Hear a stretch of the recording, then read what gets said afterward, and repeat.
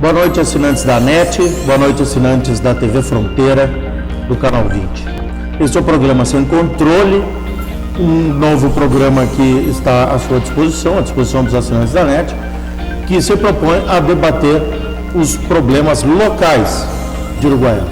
Vamos falar aqui de política, vamos falar de arte, vamos falar de cultura, vamos falar, afinal, de todos os problemas que interessam a comunidade uruguaianense e que o Uruguaiana estava ressentindo-se de um espaço na televisão para que fossem debatidos. Estamos muito bem servidos de emissoras de rádio e, de um tempo para cá, os programas de televisão foram rareando. Não vamos tomar muito tempo do telespectador com esses prolegômenos, porque o tempo é contado, então vamos passar direto ao assunto.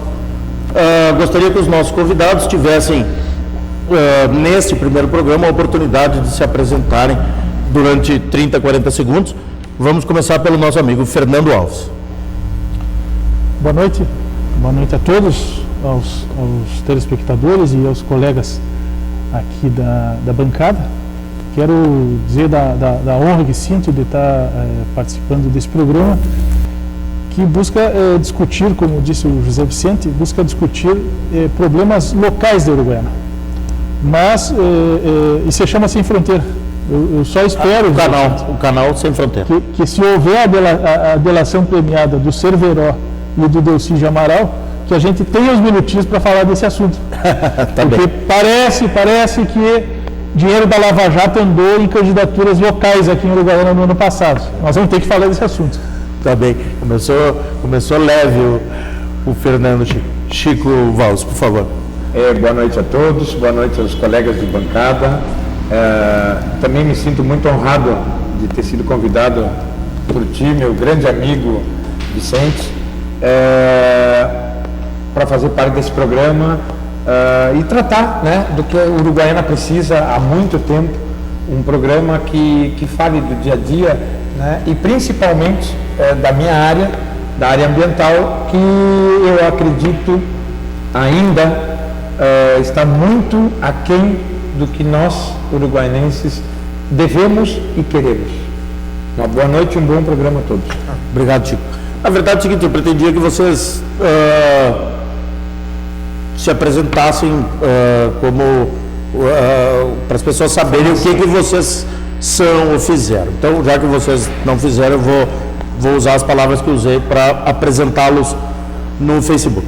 O Fernando Alves é servidor público federal, trabalha na Justiça Federal, foi secretário de governo dos 2 primeiros anos até março deste ano, secretário de governo do atual prefeito de Uruguaiana, o prefeito Schneider. Para quem não sabe, a Secretaria de Governo é a secretaria responsável pelas relações do Poder Executivo com o Poder Legislativo em Uruguaiana.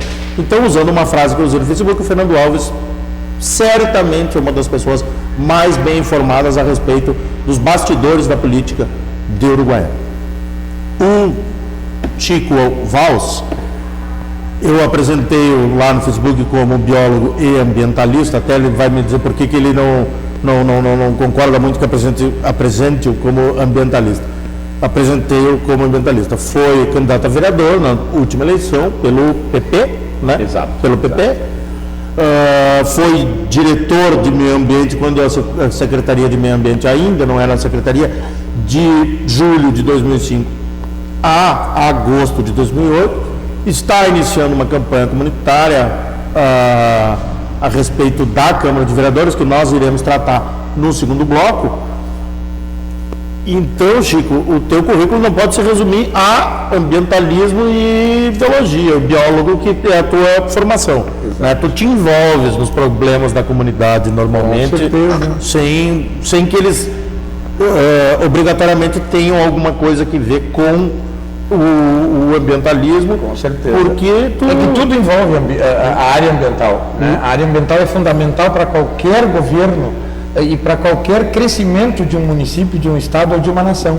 E eu não gosto que me chamem de ambientalista Porque o ambientalista, na minha visão, é aquela pessoa que gosta da natureza, mas gosta de cuidar, de recolher lixo, mas ele não tem formação, ele não tem conhecimento 100%. E eu sou biólogo de formação e a área ambiental é um dos pontos na qual o biólogo pode trabalhar. Tá bem. O Chico, Vamos ter a oportunidade de destrinchar esse assunto Exato, com certeza. com mais detalhes. E à minha esquerda está o Procurador do Estado, Eric Lins, que vai usar do seu tempo para fazer uma breve apresentação. Eu agradeço muito, inclusive, a gentileza de ter sido deixado por último, porque assim eu não cometo mesmo os erros dos meus colegas. Já foram corrigidos, Tá ótimo, corrigir tá aqui ótimo. todo mundo. Muito obrigado pela oportunidade, tá? Eu sou novo aqui em Uruguaiana, eu estou aqui há pouco mais de um ano na cidade, já moro no Rio Grande há 5 anos. Como eu disse, sou procurador do Estado do Rio Grande do Sul, de carreira, e me interessei muito pelas situações daqui da cidade, porque eu percebo uma série de fatores que não deveriam estar nos seus lugares. Muita coisa que poderia ser feita melhor, e por isso a gente acaba dando nossa opinião como cidadão, né? Então, mais uma vez, obrigado pelo convite, e vamos ver o que a gente pode fazer juntos para poder construir uma cidade melhor, a partir daqui, dessa mesa, e a partir da colaboração e da participação dos nossos telespectadores da TV Fronteira. Tá bem, obrigado, Eric.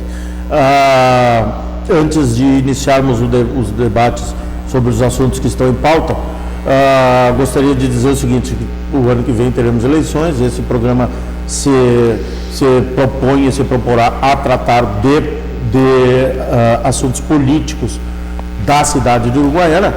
Então quero dizer aos empresários da cidade que a audiência desse programa deverá bombar, e todos esperamos que sim, baseado tanto no período quanto na qualidade das pessoas que estão aqui convidadas. Então, gostaria de deixar um telefone para quem tiver interesse em anunciar no programa Sem Controle, pode ligar para 8405-2160. 8405-2160. E também queremos rapidamente, como estamos mais ou menos no começo da semana, dizer que até quarta-feira temos previsão de tempo bom, máxima de 29 graus amanhã, quarta-feira. Esse programa, embora esteja sendo gravado na segunda, ele vai ao ar na terça-feira no canal 20 na TV Fronteira. E tem algumas reprises durante a semana. Então, amanhã faz uma previsão de 29 graus e há uma previsão de chuva de quinta até sexta-feira, mas chuva com calor, né? Segue prevendo 28 na quinta e 31 na sexta-feira. Bom, nós fizemos uma reunião de pauta antes da gravação do programa para discutirmos que assuntos abordaríamos aqui. E foi mais ou menos uma questão unânime de que o assunto da semana, o assunto do momento é a paralisação ou a quase paralisação de alguns serviços por parte da Prefeitura, e os motivos alegados são o endividamento da Prefeitura e a grande solução que se vislumbra no momento, no horizonte, é a iniciativa do Poder Executivo de tentar fazer um acordo com o SIMUR, que é o Sindicato dos Municipários, o sindicato que representa o funcionalismo, para que se rebaixe o teto das RPVs. Se fala muito em RPV e não se diz o que é. Eu vou contar com o auxílio do Eric, que já está babando aqui para nos dar uma explicação jurídica. É o seguinte, tu me corrige, por favor, tá? Antes de entrarmos no assunto. Quando o funcionário entra com uma ação na justiça contra a prefeitura, na justiça trabalhista contra a prefeitura, dependendo do valor que ele recebe de indenização, se ele ganha essa ação na justiça, para mais de um valor, existe um limite, que hoje é 30 salários mínimos. Se o funcionário recebe de indenização na sentença mais de 30 salários mínimos, essa sentença dele vai para precatório e entra no orçamento para ser pago no próximo ano. Se essa indenização é menor que 30 salários mínimos, ela não se transforma em precatório, ela se transforma em RPV, numa requisição de pequeno valor. A Justiça do Trabalho manda uma requisição de pequeno valor para a Prefeitura, que tem que efetuar o pagamento em até 60 dias. As RPVs são, então, nada mais que as indenizações trabalhistas devidas aos funcionários que entraram na Justiça, tiveram seu direito reconhecido e tiveram a sua indenização a menor que 30 salários mínimos. Isso são as RPVs. O município não pagando nesses 60 dias, que ele tem prazo para efetuar o pagamento chegada à requisição da Justiça do Trabalho, a Justiça do Trabalho se habilita a efetuar sequestros, como tem feito nas contas da Prefeitura. É isso, mais ou menos? É bem próximo disso, exatamente. A única correção, talvez, que eu tenha que dizer é que as RPVs, elas são uma exceção a uma regra, que é a regra dos precatórios, tá? O que são os precatórios? Toda vez que alguém entra com uma ação, tá, contra um ente político, tá, contra um município, contra o Estado ou contra a União, esse valor vai ser pago de uma forma alongada, com prazos, tá, de acordo com a capacidade do ente público. Tá? Seja município, seja Estado, seja União. Vamos falar do município a partir de agora, tá? A última coisa que eu quero dar aqui é uma explicação jurídica, né? Porque acho que não é isso que nossos telespectadores querem saber. Bem, o que acontece? Toda vez que a gente entra contra o município, ele vai pagar de uma forma especial, numa forma de uma lista, em ordem. Para quem tem uma sentença hoje, não vai receber antes de quem teve uma sentença anterior. Conforme as sentenças vão formando uma lista. E tem uma lista que é uma lista separada, que é a lista das requisições de pequeno valor. Em uma linguagem menos técnica, o que acontece? Precatórios são dívidas maiores e de longo prazo. Requisições de pequeno valor são dívidas menores e pagas em curto prazo. Tá? Isso pode ser para uma dívida trabalhista, uma dívida civil, qualquer tipo de condenação que tenha contra o ente público. Tá bem. O que as pessoas se perguntam, e eu tive o trabalho de ir para esse primeiro programa, quero passar essas informações para todos aqui, foi ir atrás dos detalhes desse assunto. Também quero evitar o negócio do juridiquês aqui para não confundir o telespectador. Primeira coisa que nós temos que saber, na minha opinião, quando e por que essa dívida monstruosa, que é projetada chegar a 390 milhões de reais, quase 2 orçamentos anuais da Prefeitura de Uruguaiana, teve origem. E a resposta que eu obtive é o seguinte: essa dívida teve origem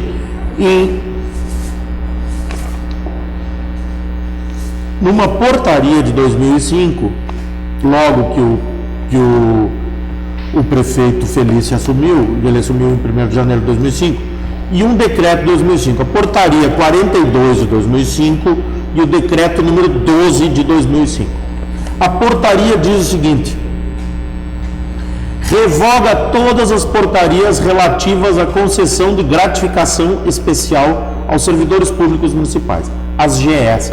O que são as gratificações especiais, Fernando?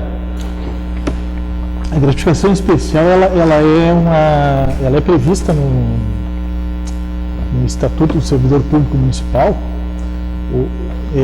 Ela é prevista para o prefeito alcançar gratificação especial, chamada GE, para aquele servidor que vai cumprir de carreira, não é para um CC, e para aquele servidor que vai cumprir uma atividade especial. Por exemplo, o servidor vai participar de uma comissão de inquérito, o servidor vai desenvolver uma atividade diferente da que ele exerce normalmente. Então, entrega uma gratificação especial que deveria ser a prazo fixo, porque esse trabalho tem um começo, um meio e um fim, né? E normalmente fica de término. Normalmente fica, incorpora o servidor, depois de um determinado período. Muitas vezes não executava essa função, muitas vezes, a maioria das vezes... É alcançada politicamente. Essa gratificação ela era alcançada para melhorar o ganho do servidor, quer dizer, não havia um aumento de encargos da parte dele, era para melhorar o salário dele, então era uma moeda De troca. política de cooptação de apoios dentro do funcionalismo. Isso aí não foi o governo passado só, todos os governos passados usaram dessa moeda e foi se gerando essa bola de neve, porque Todo mundo tinha. como mais ou menos hoje, mais ou menos a metade dos servidores do município, o município tem cerca de 3 mil servidores, mais ou menos 1.500 são seletistas ainda, e a outra metade são estatutários já. Esses que são seletistas, eles estão regidos pela a mesma legislação que protege o trabalhador da iniciativa privada. Então, essa gratificação, como não havia esse cuidado de fazer com que ela acabasse num prazo fixo, ela depois de um tempo ela era incorporada, o servidor ia para a justiça e incorporava ela. Sim, não pode tirar. E aí não tira mais. Direito adquirido, famoso. E aí não tira mais e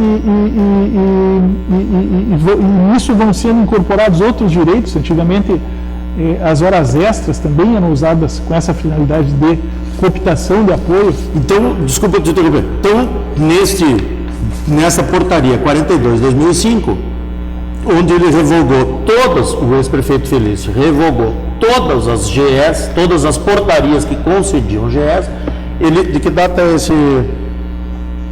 7 de janeiro de 2005, final da primeira semana em que ele assumiu. Então, zerou todas as GS da prefeitura, Entre e aspas. talvez pudesse ter sido... Não, mas primeiro ele revogou todas, né? Depois ele começou a dar pra quem aí vamos chegar ali. puxar no saco dele. Calma. Vamos chegar ali.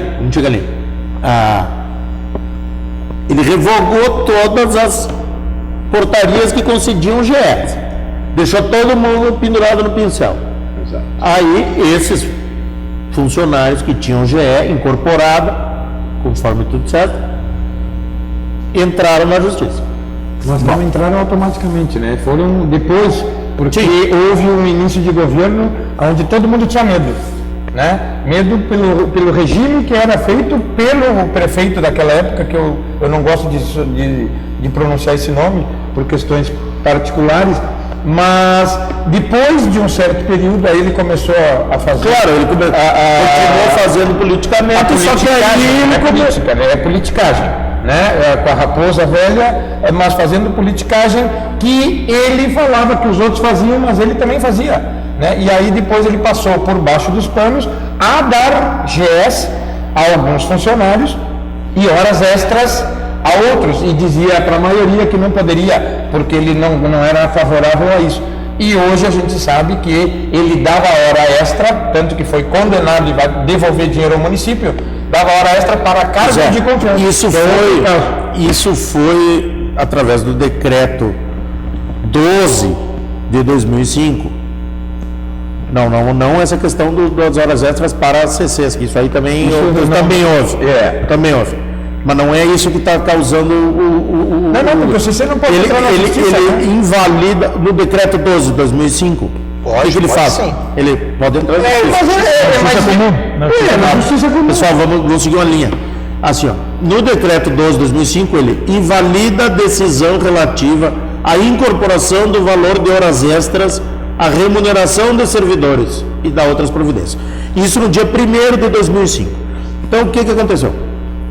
Muitos funcionários tinham horas extras incorporadas ao seu salário, porque tinham horas extras há tanto tempo que eles tinham obtido o direito de incorporar ao seu salário, estavam incorporadas essas horas extras, e no dia 1º de janeiro, no dia em que assumiu, ele emite um decreto, ele decreta a decisão relativa à incorporação dos valores de horas extras à remuneração dos servidores. O que acontece? Uma coisa, isso aqui foi um ataque a um direito adquirido. Tá? Direito adquirido não se mexe. Primeira coisa, em direito adquirido não se mexe.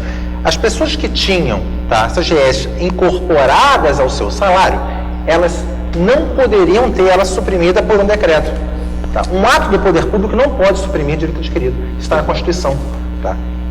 Quando esse decreto entrou e atacou... Nem se fosse referendado pelo Legislativo. Direito adquirido, nem se fosse. Nem se foi. Mas foi através de decreto, A né? proteção é constitucional. Então, quando veio esse decreto e suprimiu, tá? O que acontece?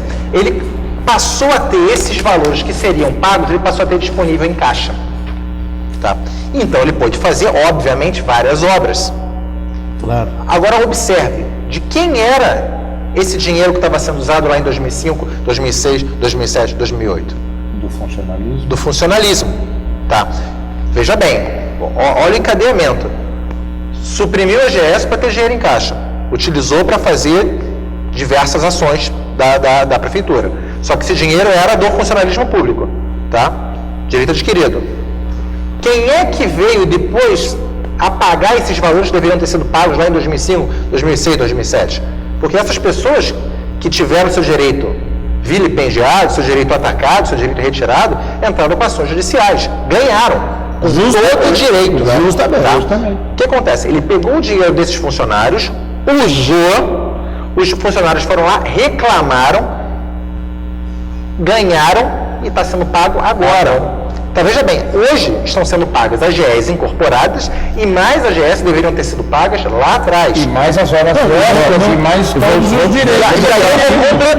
E aí eu vou completar. Não O que podemos nos restringir a GS também. Não.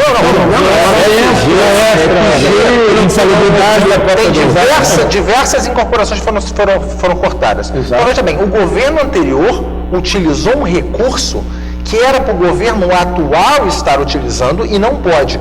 Porque ele lá atrás manobrou, retirou esse valor, tá? Fez com que as pessoas tivessem que entrar com ações judiciais, pagar advogados para isso, e agora o governo atual, que deveria ter aquela disponibilização financeira, está tendo que pagar dobrado.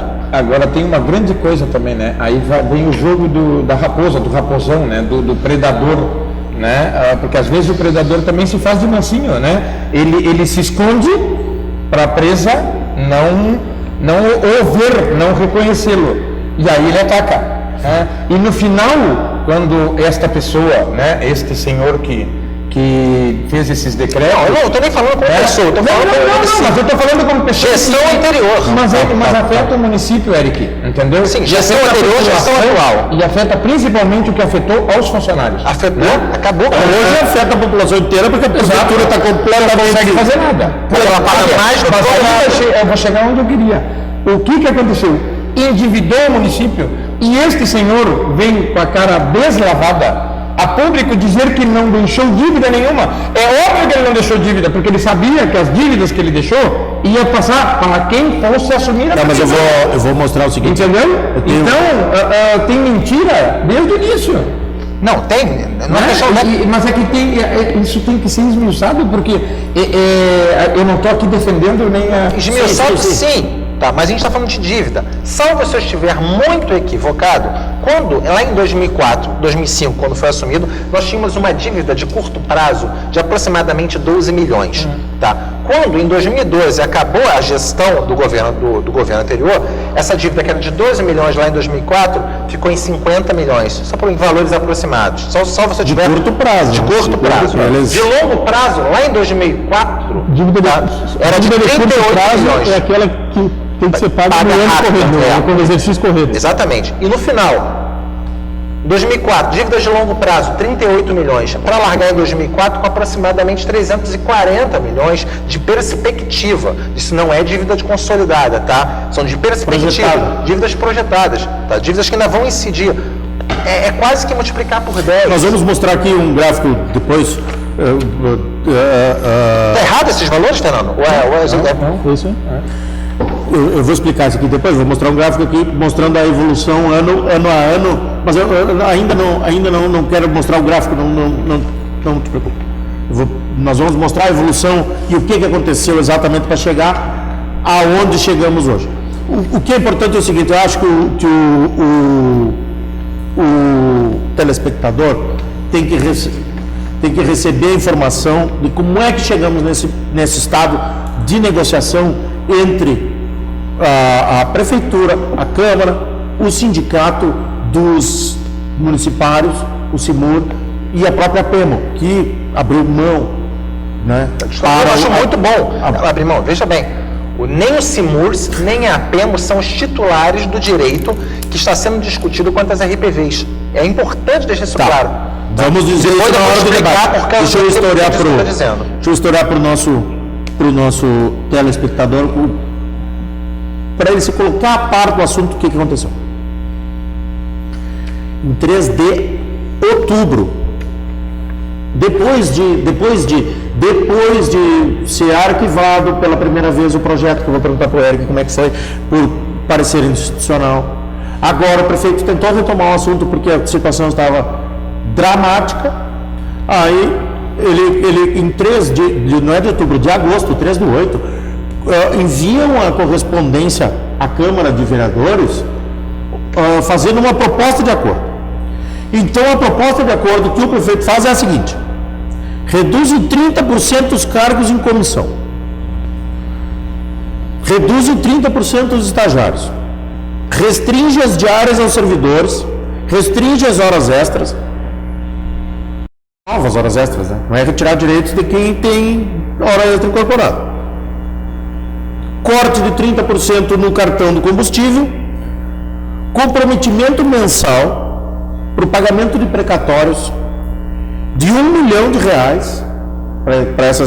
para aquelas dívidas de precatórios que são as maiores e mais a longo prazo, mas pagar R$1 milhão por mês, 12 milhões por ano, né? Criação da Câmara Municipal de Precatórios para ir atender hora precatório, hora RPV, com mais R$500 mil de orçamento, que daria R$1,5 milhão por mês, tá? A criação de um comitê interno da dívida do município com o intuito de dar transparência. Isso é a correspondência que foi enviada para a Câmara pelo prefeito. Dar transparência e inserir a sociedade na solução da dívida, tá?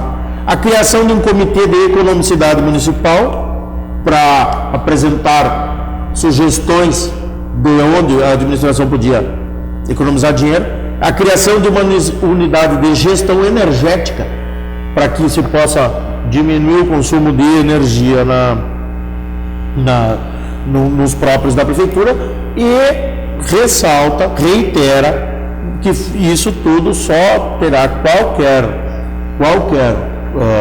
resultado reduzido o teto das RPVs de 30 para 10 salários mínimos. Bom, vou dizer uma coisa. Aqui a porca começa a torcer o rabo. E você vai ficar sabendo disso, porque a porca torceu o rabo, logo depois do intervalo comercial. Ainda porque tem coisa até mesmo nessa proposta aqui que eu não concordo estritamente, Tá bem. não. É boa, mas Vamos não é boa, discutir não. depois do nosso break comercial. Já voltamos com o Sem Controle.